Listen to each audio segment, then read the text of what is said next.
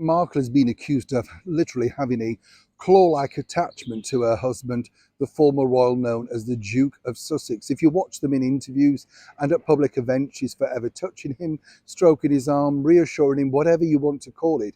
But seemingly he can't get out of that vice-like grip whenever he's in public with his wife.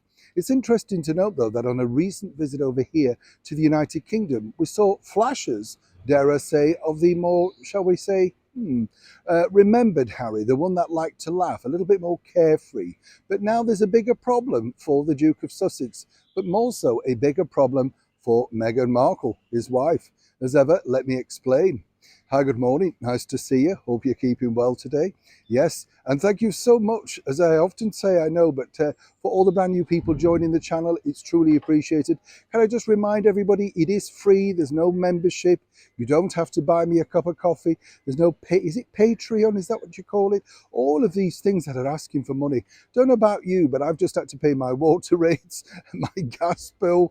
I haven't got time for this. If I could have found this free, I will be thrilled. I don't mean that big-headedly about me, but you know what I mean. I think when you find old films to watch for free, who needs streaming services and stuff like that? You will not be charged a penny to watch any of this. What do you mean you wouldn't pay any? What do you mean how dare you? Back as ever to your breaking royal story of the day. Really, I mean, it comes as no surprise, this story to me, because when you saw Prince Harry back here in London last week for the High Court case, it was kind of flashes of the old Harry. I mean, in some respects, he seemed a bit freer, a bit happier.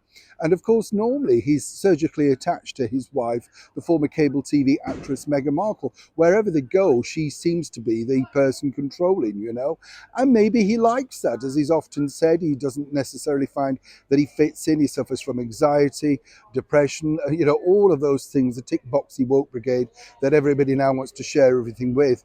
Don't know about you, we all suffer from everything at some point. It's called life. You've got to get on with it, haven't you? Buck up, Harry. But the bottom line is this: according to a very good source, Harry now feels, particularly on this recent flash visit, tinges of homesickness. And this normally happens, doesn't it? They've been about 3 years now in California. He's probably got fed up feeding the chickens, talking to the plants, and no doubt listening to that incessant whining about why life's so difficult, But the bottom line is truly this: Harry would like, apparently, according to a very good source, a return, just sort of like a 50-50, so they could have, basically, I think my take on this is really this: I think he would like his children to know about his own English heritage, the people that matter, the places that matter. And when you move yourself away and you completely refresh, reset your life, then you do look at the others and think, but what about my side of the family, the genetics, as it were?